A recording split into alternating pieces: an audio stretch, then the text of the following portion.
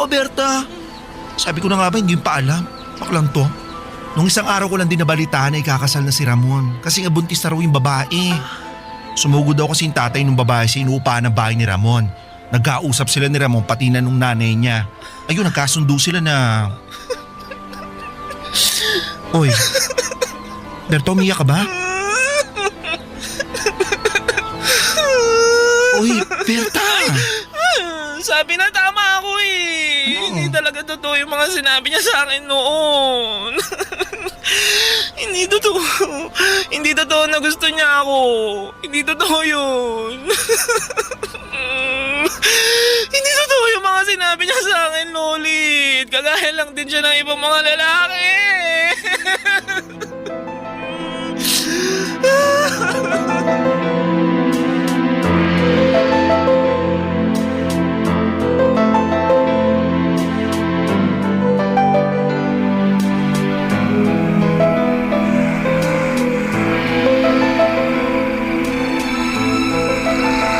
Bakit ba ayaw mo maniwala sa akin? Dahil lalaki ka at bakla ako. Walang kagaya mo na kayang magmahal sa isang kagaya ko. Pero mahal nga kita, Berta. Berta, matagal na kitang minamahal. Ramon, nakikiusap ako. Itigil mo na yung mga sinasabi mo. Bakit ba hirap na hirap kang paniwalaan ako?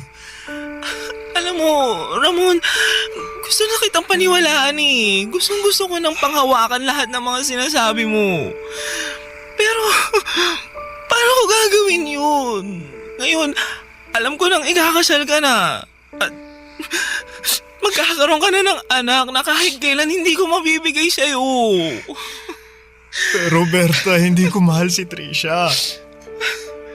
Isang beses lang may nangyari sa amin. Lasing lang ako noon. Lasing na lasing pagkatapos kong magpakalunod sa alak dahil sa pag-iwas sa ginagawa mo sa akin. Dahil ayaw mong maniwala na mahal kita.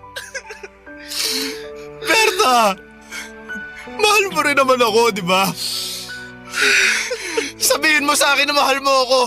Ngayon din, aalis tayo sa lugar na to. Magpapakalayo tayo. Gagawa tayo ng sarili nating buhay. Yung buhay na malayo sa mga taong inuhusgahan tayo. Mabubuhay tayo ng tayong dalawa lang. Tayong dalawa lang ang magkasama, Berta. Basta sabihin mo lang sa akin. Sabihin mo lang na mahal mo ako. Mahal kita, Ramon. Pero hindi ko kayang umalis kasama ka. Bakit? Akala ko ba mahal mo ako, Berta? Pero bakit ayaw mo ako makasama? Kasi ayokong masira ang buhay mo nang dahil sa akin.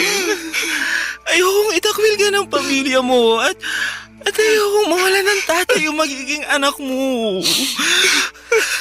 Kaya nakikiusap ako, Ramon. Kung talagang mahal mo ko, lalayuan mo na ako. At pananagutan mo ang magiging anak mo.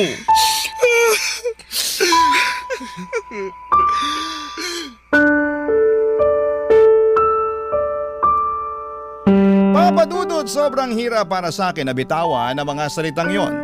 Yun ang unang pagkakataon na may lalaking umiyak sa harapan ko. At paulit-ulit na sinasabing, mahal na mahal niya ako. Yung lalaking handang talikuran ang lahat para sa akin. Yung lalaking handa akong ipaglaban hanggang sa dulo. Yung lalaki na hindi ko nagawang piliin at ipaglaban. Natapos ang pag-uusap namin ng gabing yon sa isang mahigpit na iyakapan. At yun din ang huling beses na nagkita at nagkausap kami ni Ramon. Dahil pagkalipas ng 2 araw ay nabalitaan ko na lamang na pumunta sila sa Davao kung saan ay nakatira ang pamilya ng babaeng nabuntis niya. Doon din sila nagpakasal at pagkatapos ay wala na akong naging balita pa sa kanya. Si Ramon ang huling lalaking minahal ko, Papa Dudo. At nandito pa rin sa dibdib ang pait at sakit hanggang ngayon. Nandito pa rin Yung malaking panghihinayang na paano kaya kung sinubukan namin? Paano kung naging matapang ako? Paano kung nilaban ko rin siya hanggang sa dulo? Papadudot, dito ko na rin po tinatapos ang sulat ko at sana po ay makapag-iwan ito ng aral kahit papaano sa mga kabarangay natin na nakikinig ngayon. Ang inyong kapuso at kabarangay forever, Berta. Ano ang masasabi mo sa ating Barangay Love Stories today? Aabangan namin yan sa aming comment section. Ang mga kwento ng pag-ibig, kwento ng buhay, at kwento ng pag-asa dito sa Barangay Love Stories. Love Stories.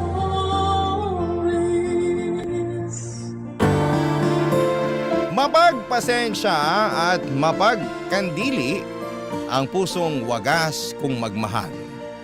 Ngunit napupuno rin po ito kapag paulit-ulit na binabaliwala at sinaktan. Ikaw, kabarangay, naranasan mo na bang maabuso ng mga taong malapit sa puso mo? Dear Papa Dudut, naranasan nyo na bang makulong? Hindi sa likod ng mga rehas sa presinto ha, kundi sa responsibilidad ninyo sa inyong pamilya. Ako kasi oo, at akala ko ay hindi na ako makakawala pa mula sa aking pagkakabilanggo. Ang mga karanasan kong yon sa buhay ang rason kung bakit ako sumulat sa programa ninyong Barangay Love Stories. Pero bago ang lahat ay magpapakilala muna ako. Tawagin niyo na lamang po ako sa pangalang Jenica, 27 years old at tubong Montalban, Rizal. Nagtatrabaho ako sa isang private company sa Quezon City. Naisip kong magpadala ng istorya sa inyong istasyon upang ibahagi ang mga karanasan ko sa buhay. Sana ay may matutuhan dito ang mga kabarangay natin. Magsisimula ang lahat noong nasa high school pa lamang ako, Papa Dudut.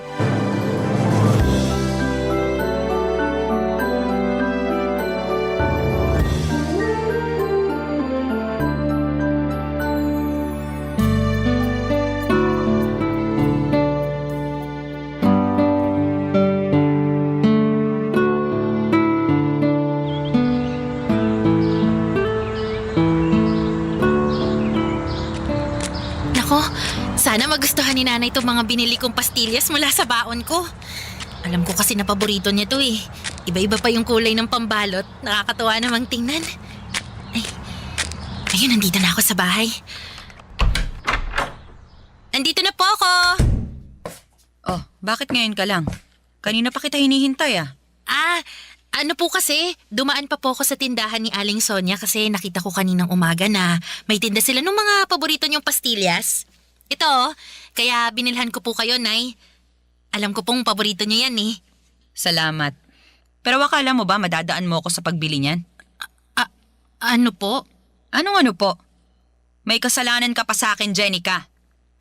Ayan oh, tignan mo. Ano, pamilyar ba sa'yo itong mga papel na to? Opo, mga test paper. Na tinago mo sa ilalim ng kama mo. Akala mo yata hindi ko makikita, no? Malas mo kasi naglinis ako ng kwarto mo kanina. Kaya nakita ko itong mga test paper na to. Bago lang to ah. Kamakailan lang. Sinadya mo ba tong itago sa akin kasi ang bababa ng mga score mo? Ano po kasi? Pasensya na po kayo, Nay. Anong pasensya? Paano ko mapagpapasensyahan tong mga to? Sabihin mo paano? Teka, kuhanin na ng card nyo ngayon, di ba? Opo. Patingin ako. Po? Patingin ako ng card mo, Jenica. Wag na wag mong itatago sa akin yan katulad ng pagtatago mo nito mga test paper na to, ha? Akin na, dali! Sandali lang po. Kukunin ko lang po sa bag, Nay. Namumuro ka na talagang bata ka. Asa na? Ito na po. Ito na po. Ay, Diyos mio. Sinasabi ko na nga ba ang bababa ng mga grado mo? Pasensya na po talaga kayo, Nay. Pero wala naman po akong bagsak. Kahit na, pasang-awa lang naman to mga grado mo. Paano paanong hindi magiging ganito kababa mababa rin ang mga score mo sa test? Bobo ka ba? Po, Ang sabi ko, bobo ka ba? Kasi mga bobo lang naman na nakakakuha ng mga ganitong grado. Pati na rin ang ganitong score sa test. sobra naman po yata kayo, Nay. Sobra na kung sobra, pero may karapatan naman akong sabihin yon dahil sumobra na rin ang kabobohan mo. Bakit hindi mo tularan ng Kuya Jason mo? Sakto lang din naman po yung mga grade ni Kuya. Di naman ganun kataas, pero bakit ako lang po yung pinapagalitan ninyo? Grabe naman po kayo magalit sa akin, Nay. Wala naman po akong bagsak. Ba't nakuha mo pa talagang mga tuwiran, ha? Nagsasabi lang naman po ako ng... Kumpara naman sa kuya mo, mas marami naman siyang kayang gawin kesa sa'yo. Magaling siyang tumugtog ng drums. Kaya nga nasali siya sa banda ng eskwelahan ninyo, hindi ba? Mahusay din mag-basketball. May itsura kaya laging laman ng mga pageant. Magaling makisama, magiliw kaya maraming natutuwa sa kanya. Ay naku, ang anak kong yun, napaka-perpekto. Ikaw, sa pag-aaral ka na nga lang babawi, pumalpak ka pa? Saan ka nalang pupulutin yan pagtanda mo, Jenica? Baka walang kumpanya ang gustuhin kunin ka dahil napakahina ng utak mo. Walang-wala ka talaga sa kalingkingan ng kuya mo. Papadudot, hindi yun ang unang beses na kinumpara ako ni Nanay Irma kay Kuya Jason. Pero paulit-ulit pa rin akong nasasaktan. At walang pinagkaiba ang sandaling yon. Akala ko'y manhid na ako pero naapektuhan pa rin ako ng bigat ng mga salita niya laban sa akin. Sa mata ng nanay namin, ang kuya ko na ang pinaka-perpekto. Kulang na lang ay gawin niya itong santo at sambahin. Samantala ang turing naman niya sa akin ay kabaligtaran ng mga magagandang bagay na sinabi niya sa kapatid ko. Hindi talaga patas ang tingin sa amin ang aming nanay simula pagkabata pa lamang. Ang tatay ko lamang ang kakampi ko noon pero iniwan niya ako nung naghiwalay sila ni nanay. Mas naramdaman ko tuloy na nawala na ako ng puwang sa pamilya namin dahil wala na ang nag-iisang may paborito sa akin. Fast forward.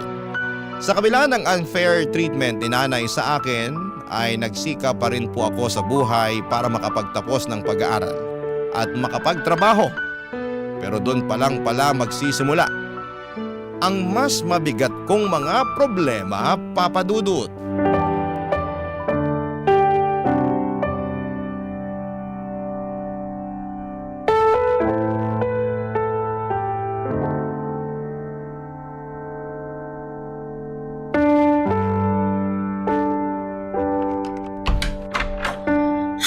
Pambihira namang Pilipinas to. Ang lala na talaga ng traffic.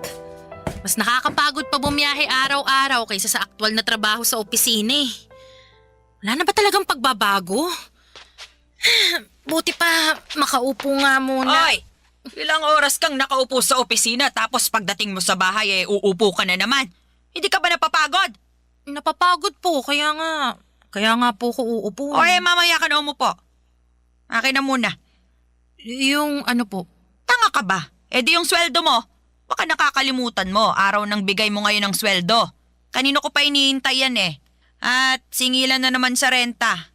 Naubusan din tayo ng gas. Naku, sumabay pa talaga. Hindi ko tuloy natapos yung niluluto ko. Anak ng lintik. Ano na? Asan na yung pera? Teka lang naman po, Nay. Kukunin ko po muna rito sa wallet ko. Naku, bagal-bagal mo talaga. Eto na po, Nay. Akin na. Anak ka ng tukneneng, bakit ganito lang? Po?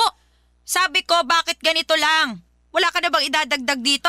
Wala na po, Nay. Sagad na po yan. Kakasabi ko lang, di ba? Singilan na ng renta, tapos naubusan pa tayo ng gasol. Hindi ko naman po sagot yung pagbili ng gasol, di ba? Toka po yan ni Kuya, kaya bakit parang balak niyong kunin dyan sa sweldo ko? Bakit hindi?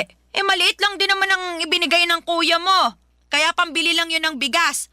Wala na ron yung panggas, hindi na kasya. Di naman po yata tama na sa akin kayo maghahanap ng extra na pera. Dapat po kay Kuya. Bingi ka ba talaga o ano? Maliit nga lang ang nabigay ng kuya mo. At tingin ko, wala na siyang malalabas pa, kaya sa'yo ko na lang sana kukunin yung pambili natin ng gas. Wala na nga rin po kung malalabas, Nay. Anong wala? Dapat meron! Ha? Ano pong sinasabi niyo? Hoy, Jenica, alam naman natin na mas mataas ng kaunti ang sinesweldo mo kaysa sa kuya mo. Dapat may extra na pera ka, lalo na sa mga ganitong panahon. Yung nagkukulang ng ambag ang kuya mo. Hinay, hindi naman po itong unang beses na nagkulang ng ambag si kuya sa bahay natin eh. At saka sa lahat ng yun, palagi akong sumasagot. Akong nag-a-adjust. Kahit nga wala na sa budget ko, pinipilit kong magbigay. Pero mali naman po yata na ako lang palagi yung pinapasalo nyo. Lalo na ngayon na wala rin akong mailabas. Di rin po katwira na mas mataas yung sweldo ko kaysa kay kuya. Magkano lang naman yun, Nay? Teka, nanunumbat ka ba? Hindi po. Wala pong panunumbat doon. Anong wala? Iyon ang tinutumbok mo eh. Ang dami mong sinasabi. Responsibilidad mo naman talagang mag-ambag sa pamilya natin. Pero responsibilidad din po ni kuya yun. Kaya bakit ako lang yung pinupukpok nyo, Nay? Pag si kuya, sakto lang ang inaambag o kaya kulang, wala naman kayo masyadong sinasabi. Pero pag ako, sangkatutak na sermon yung abot ko sa inyo. Aba, intindihin mo, may ibang pinagkakagastusan ng kuya mo. Nabanggit na niya sa akin na may gala sila ng girlfriend niya para raw sa anniversary nila. Magbi-beach daw. Syempre mapapagastos siya, kaya ikaw na muna ang magbigay. Pagbigyan mo na ang kuya mo, wala ka namang pinagkakagastusan eh. Tsaka, hoy, Jenica, paalala ko lang, huwag ka muna magpapamilya ha. Aha? Po, paano naman po napunta dyan ang usapan, Nay? Gusto ko lang paalalahanan ka. Kasi ang baba ng sweldo mo, ni hindi ka nga makapagbigay ng sobra rito sa bahay tapos magpapamilya ka pa. Baka mapabayaan mo lang ang magiging anak mo. Kasi saktuhan lang naman palagi ang kinikita mo. Kawawa naman ang magiging apo ko sa'yo. Papa Dudut, wala pa sa isipan ko ang magkaroon ng sariling pamilya dahil sa nakaatang na responsibilidad sa aking mga balikat. Kaya madalas ay said ang pera ko at wala na halos natitira sa akin kundi pamasahe na lamang. Minsan nga ay pati yun ay kinukuha pa ni nanay kesyo nakukulangan daw siya sa ibinibigay ko. Hindi ko tuloy mapigilang mainggit kay kuya dahil kung magkano lang ang maibigay niya ay wala nang sinasabing malala sa kanya ang nanay namin. Sa bagay, ano pa ba ang dapat kong asahan paborito nga siya kesa sa akin. Bukod po sa pinansyal na aspeto ay tumutulong din ako sa mga gawaing bahay lalo na kapag day off ko. Pero hindi yon ma-appreciate ni nanay at malimit pa rin niya akong ikumpara sa kapatid ko. Kaya nga nasasaktan ako ng husto dahil akala ko ay gagaan na ang pakikitungo niya sa akin lalo't may silbi na ako sa pamilya namin. Ngunit hindi pa rin pala at sa bawat araw na dumaraan, nadaragdagan lamang papadudot ang samaan ng loob ko sa sarili kong ina. Barangay Love Stories. Barangay Love Stories. Papadudot, akala ko noon ay sa mga pelikula lamang makikita ang mga magulang na may lantarang paborito sa mga anak nila kahit na pareho naman ang galing ang mga ito sa sinapupunan nila. At nung personal ko na nga yung naranasan ay napasabi na lamang ako na nag-e-exist pala ang bagay na yon sa tunay na buhay. Kaya nga kahit ayokong mainggit sa iba kong kaibigan at katrabaho na merong mabuting relasyon, sa kanilang mga nanay ay hindi ko pa rin napigilan ang aking sarili. Tao lamang ako, Papa Dudut, nakakaramdam ng pagkainggit, lalo't meron din namang dahilan.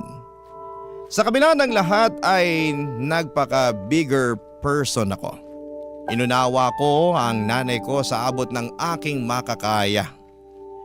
At para hindi tuluyang masiraan ang ulo kakabuhat sa mga responsibilidad ko sa pamilya namin, natutuhan kong bigyan ng sarili ko ng pagkakataon na makapaglibang-libang naman.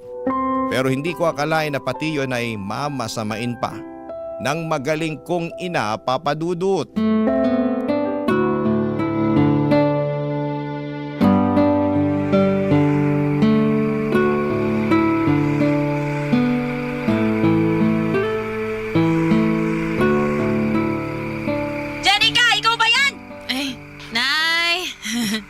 Hello, nandito na po ako. Bakit ngayon ka lang? Sira na ba ang orasan mo at hindi mo na namalayan kung ano oras na? 12:00 na ng madaling araw ah! Alam ko naman po yun kasi di naman po sira yung orasan ko. Tingnan nyo, bagong bili pa tong relo ko. Tingin niya ako niyan. Aray ko naman po, dahan-dahan lang, Nay. Ka talaga ng tatay mong siraulo. Bago nga tong relo mo at mukhang mamahalin pa. Kailan mo to binili, ha? Sabihin mo. At magkano ang bili mo rito? Nung nakaraang araw lang. Kalma lang kayo, Nay. Mura lang naman po yan. Magkano nga? Di, 5,000. 5,000? Para sa relo? Tapos, natuto ka ng uminom ng alak? Kaya ba ngayon ka lang dumating kasi uminom ka pa, ha? Sagutin mo ako, Janica! Opo, Nay. Nagkaayaan kasi yung mga katrabaho ko na nagumimik. Sumama na po ko kasi wala naman pong pasok bukas. At magkano ang nagastos mo, ha? Po, Magkano ang nagastos mo dyan sa gimmick-gimmick nyo na yan? Maliit lang naman po. Mga 2,500. 2,500? Aba, ano maliit dyan? Marami ka nang mabibili dyan kung binigay mo na lang sana sa akin. Pati yung pinambili mo ng lintik na relo na yan. Jenica, 5,000 rin yun. Sana sa akin mo na lang ibinigay. Nay naman, palagi na lang po ba sa inyo, sa bahay o sa pamilya natin mapupuntang sweldo ko? Paano naman po ako? Paano naman ang sarili ko eh? Ako nga po yung nagpakahirap sa pagtatrabaho. Tapos... Tapos ano? Ayan ka na naman eh. Hirap sa'yo, akala mo kung sino ka malaki ang sweldo kung makapanumbat. Hindi po ako nanunumbat. Nagsasabi lang po ako ng totoo. Walang totoo sa mga sinasabi mo. Puro ka lang pagmamataas. Bakit si kuya? Ano si kuya mo? Pag si kuya ang bumibili ng mga bagong gamit niya, kahit na mamahalin at kahit na magkulang ang inaambag niya rito sa bahay, ayos lang sa inyo. Suportado niyo pa nga eh. Narinig ko, sinabi niyo pa sa kanya na nailibre naman niya ang sarili niya dahil nagpapakahirap siyang magtrabaho para sa pamilya natin. Ako rin naman po Nagtatrabaho rin naman po ko, Nay. Nag-aambag din ako dito. Tumutulong ako sa mga gawaing bahay pero bakit parang wala akong karapatan na bilhan ng sarili ko gamit ang pera na pinaghirapan ko? At bakit naman nasali rito ang kuya mo? Labas naman siya sa usapan. Yan ang hirap sa inyo, Nay. Pagdating kay kuya, nagmamalinis kayo. Ano ba pinagsasasabi mo? Ang pinag-uusapan natin dito, yung pagbili mo ng kung ano-ano, samantalang malaki ang pangangailangan natin dito sa bahay. At yung pag-inom mo ng alak, kababae mong tao lasinggera ka. Tapos ano, kasama mo mga katrabaho mo ka mo? Ilan ang lalaki sa mga yon, ha? Sagutin mo. Bakit niyo po ba gustong malaman? Sagutin mo, sabi, ilan ang kasama niyong lalaki? Ilan kayo lahat? 8 po. 3 kami mga babae at... Napakalandi mo talaga! ano pong sinabi niyo, Nay? Saan naman po galing yan? Ano hindi ko sasabihing malandi ka? Sino bang matinong babae ang sumasama sa mga lalaki para makipag-inuman? Wala naman po kaming ginagawang masama eh. Uminom lang, nagkasiyahan. Kahit na! Nung panahon namin, magkahawak lang ang mga babae at lalaki. Pinapakasal na agad ng mga magulang.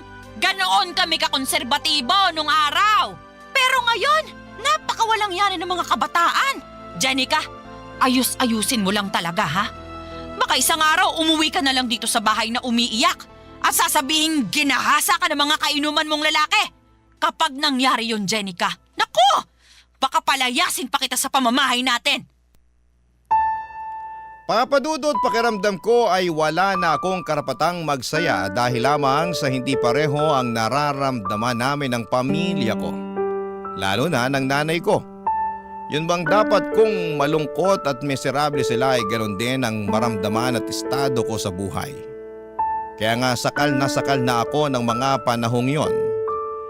Pakiwari ko ay sarili kong pamilya ang pumapatay sa akin. At pag hindi ako gumagawa ng paraan upang kumawala sa kanila, ay baka tuluyan na akong masiraan ng ulo. Kaya nga para hindi mangyari yon habang meron pang natitirang kaunting pagkatino sa isipan ko at pag-asa sa puso ko, ay nag-decide akong planuhin ang pagsasalba sa aking sarili. Hindi madali para sa akin ang bagay na yon dahil nga mahal na mahal ko ang pamilya ko. Kahit na hindi kami pareho ng nararamdaman sa isa't isa. Pero ginawa ko pa rin at bilang unang hakbang ay kinausap ko nga si Kuya Jason Papadudut.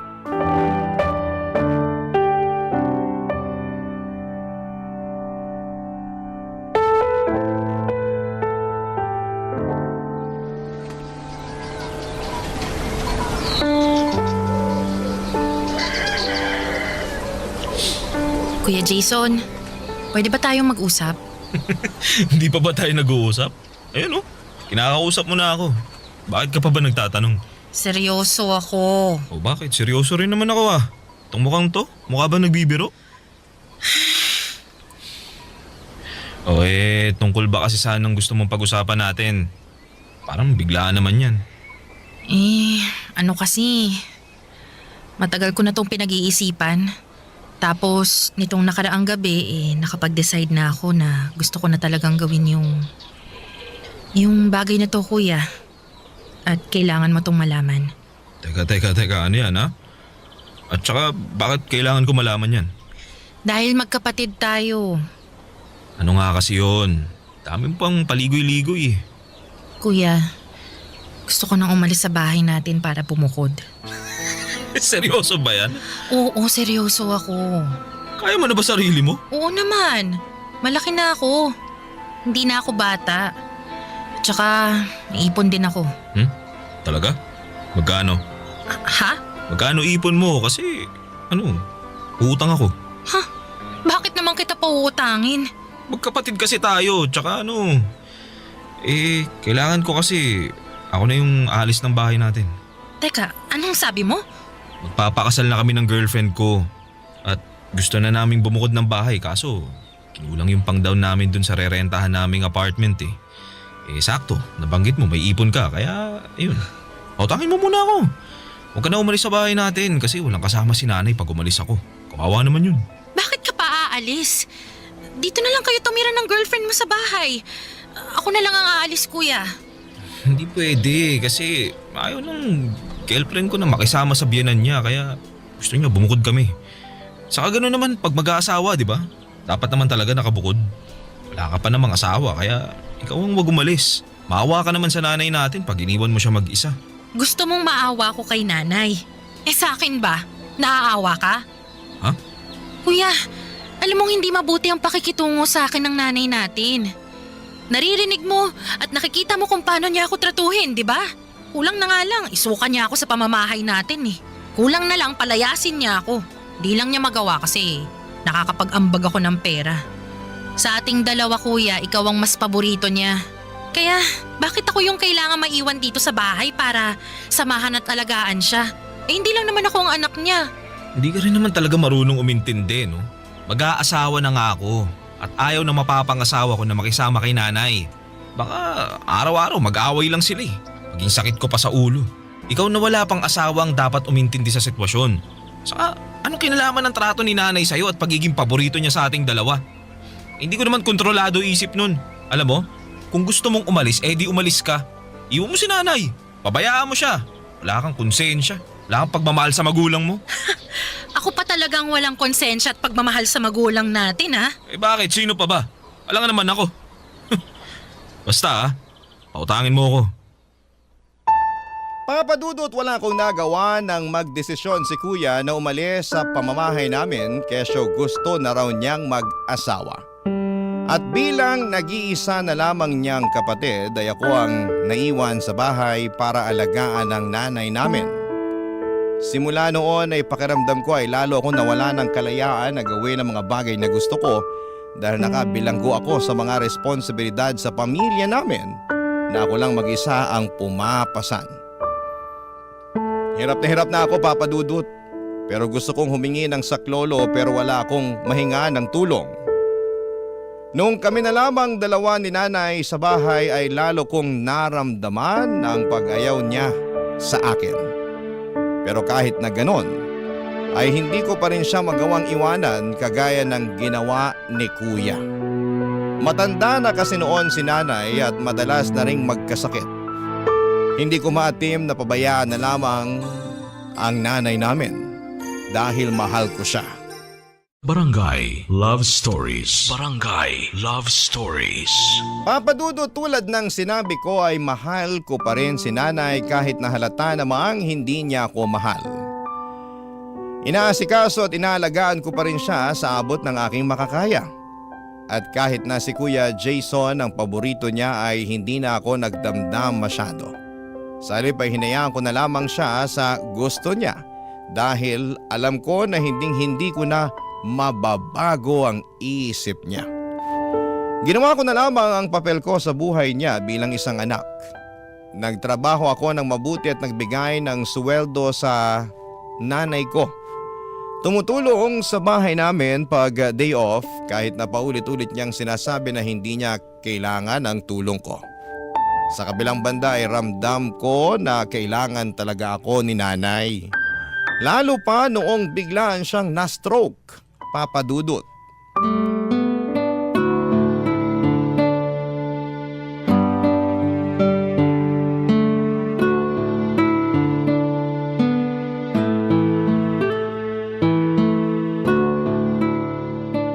Ano ba yan? Adobo? Ang putla.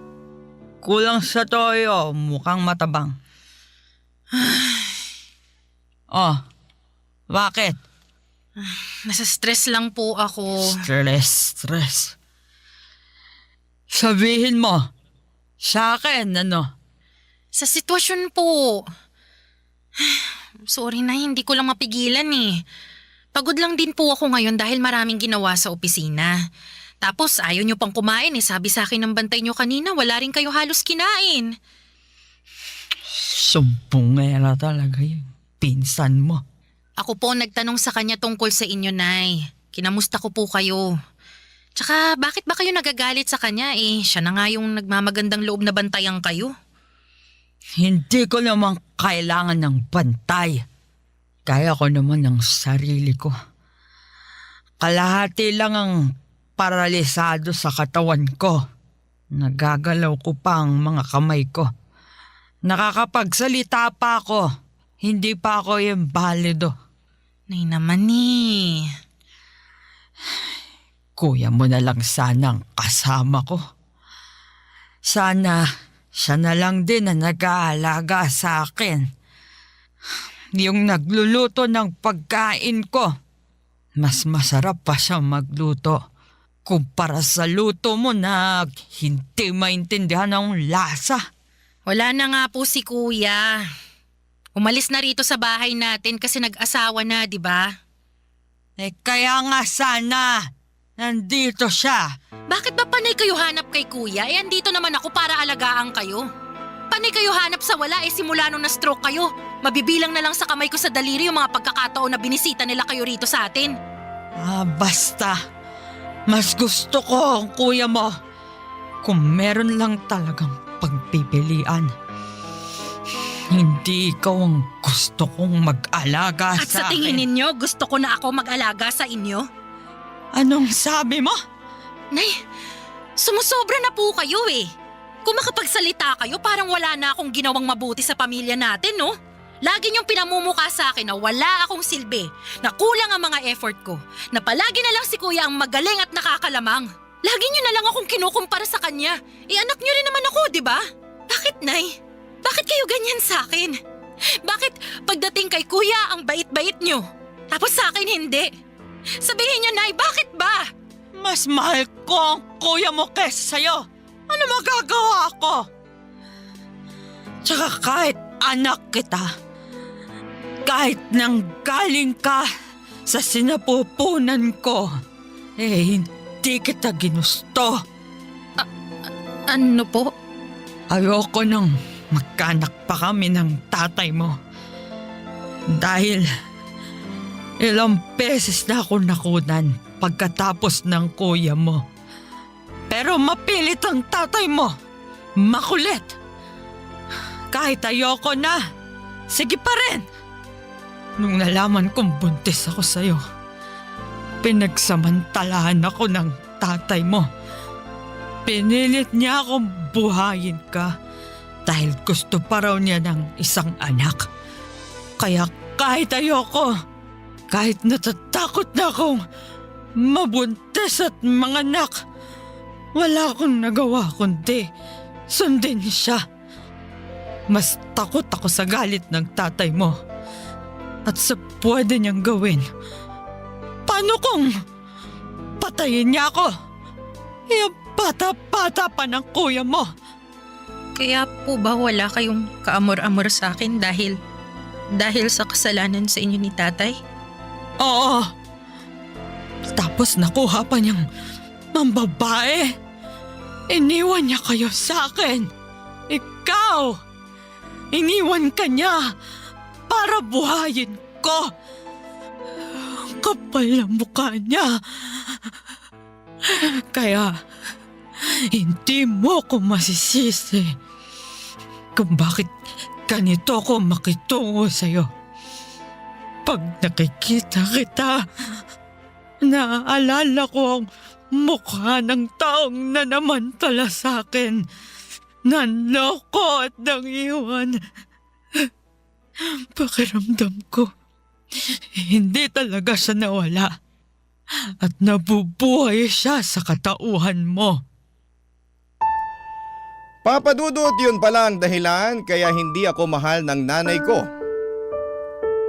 Pero maling-mali naman na isumbat niya sa akin ang kasalanan sa kanya ng aking tatay. Hindi ko rin naman ginusto na mabuhay at ipanganak sa mundo. Kung may pagpipilian lamang ako, kung alam ko lang na magiging miserable ang buhay ko sa mga kamay ng nanay ko ay hindi na lamang sana ako isinilang noon. Sana ay namatay na lamang ako sa sinapupunan ng nanay ko. Nagpatuloy ang hindi magandang trato sa akin ni nanay kahit na ginagawa ko naman ang lahat para alagaan siya, irespeto at unawain. Gabi-gabi ay nagdarasal ako sa Diyos. Nahawakan niya ang puso ng nanay ko para magbago ito. Pero imposible na yatang mangyari yon dahil sa kabila ng karamdaman ni nanay ay mas naging malala pa ang trato niya sa akin. Sa katunayan ay nagawa na rin niya akong saktan kapag inis na siya. Bagay na hindi ko kayang tiisin, Papa Dudut. Doon ko na naisip ang isang bagay na ni sa hinagap ay hindi ko akalaing magagawa ko sa kanya. Dinala ko si nanay sa apartment ni Kuya tulad ng palaging bukang bibig niya na mas gusto niya na si Kuyang mag-alaga sa kanya kesa sa akin. Bukod doon ay dala-dala ko rin ang iba niyang mga gamit, damit at gamot. Nagpatulong na lamang ako sa pinsan ko para madala siya sa nirerentahang apartment ng kapatid ko. Nagulat na gulat sa pagdating ko.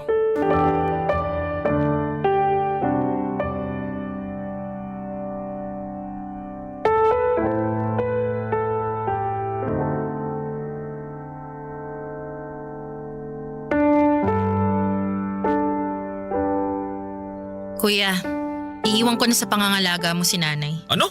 Sisiraan ka na ba ng ulo? Oo, sirang-sira na dahil kahit anong gawin ko. Kahit na nagpakabuti akong anak, maging maunawain, gawin ang lahat para makuha ang loob ni nanay, kulang pa rin. At kahit kailan, hindi ako magiging sapat sa kanya. Abot langit ang galit sa akin ni nanay, kaya galit na rin ako sa kanya. Tsaka ikaw naman ang palagi niyang hinahanap eh. Grabe. Naaaning na ako sa kakapakinig sa iyak niya na sana raw ikaw ang nag-aalaga sa kanya sa bahay. Kahit na nandun naman ako. Kaya oo kuya, sirang-sira na ang ulo ko. Hindi ko na alam kung saan lulugar sa pamamahay natin at sa buhay niya. Kaya ayan, tinupad ko na yung matagal niyang hiling. Dinala ko siya rito sa bahay niyo para maalagaan mo. Para namang hindi yata tama yung gusto mo mangyari, Jenica. Di mo pwedeng basta-basta iwan dito si nanay at... At bakit hindi? Nanay mo rin naman siya, di ba? Anak ka rin niya. Paboritong anak ka pa nga eh. Oo nga, pero... Basta. Iiwan ko na siya sa'yo. Aalis na ako sa bahay natin at magpapakalayo-layo. Kuya, pagod na ako. Pagod na akong makisama sa tao na hindi naman ako minahal. Na hindi naman ako tinuring na anak. Pagod na akong magsakripisyo, umunawa at makulong na parang isang bilanggo sa responsibilidad para sa pamilya natin. Samantalang ikaw nagagawa mo lang ang gusto mo. Dapat nga matuto ka ring alagaan si nanay eh. Dahil nagawa ko ng parte ko sa kanya bilang anak niya.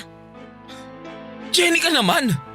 Wala akong alam sa pag-aalaga kay nanay. Problema ba yun? Di alamin mo. Ikaw nang bahala. Diskartehan mo na, total. Lagi namang sinasabi ni nanay na magaling ka. Di patunayan mo. Ipakita mo sa kanya.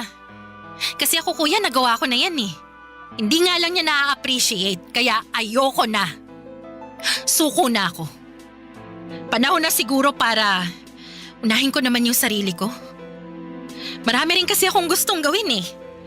Marami akong mga lugar na gustong puntahan pero hindi ko magawa dahil wala, nakatali ako kay nanay.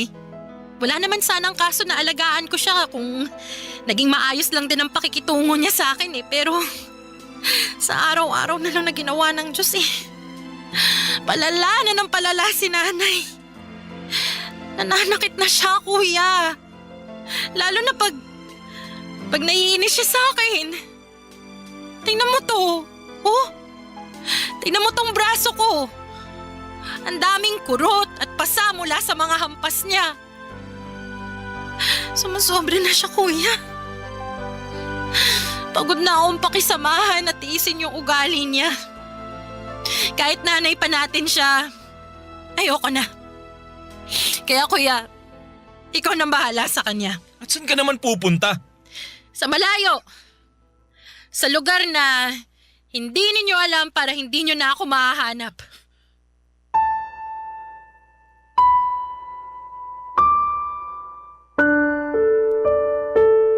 Papadudot, masama na akong anak kung yan ang tingin ninyo sa akin dahil sa pagtatakwil ko sa sarili kong ina. Ngunit kung hindi ko po yun gagawin ay baka matagal ko nang kinitil ang sarili kong buhay sa pagtitiis na pakisamahan siya. Sobrang sirang-sira na talaga ang mental health ko at anumang sandali ay baka mabaliw na ako. Aaminin ko na hindi rin naman madali sa akin na umalis pero kailangan ko namang salbahin ang sarili ko. Sa kasalukuyan ay patuloy pa rin akong umuusad sa buhay ko kahit na may mga gabi na bumabalik sa aking alaala ang sakit na dulot ng mga naranasan ko sa buhay na kagagawan ng sarili kong ina. Ngunit tuwing sumasapit ang umaga ay patuloy pa rin po akong humahawak sa katiting na pag-asa sa puso ko na magiging maayos pa rin ang lahat-lahat. Kaya nga bilang unang hakbang, papadudot, ay sumailalim ako ngayon sa counseling. Ang hiling ko na lamang ay mapagtanto ng nanay ko ang kamalian niya sa akin. Dahil mali pa rin na sisihin niya ako sa kasalanan na nagawa sa kanya ng tatay ko. Hanggang dito na lamang po ang sulat ko, papadudot. Maraming salamat po sakaling mapili po ninyong i-ere sa inyong programa ang aking kwento. God bless and more power po sa Barangay Love Stories. Ang inyong forever kapuso at ka-barangay, Jenica. Kwentuhan naman tayo dito sa comment section.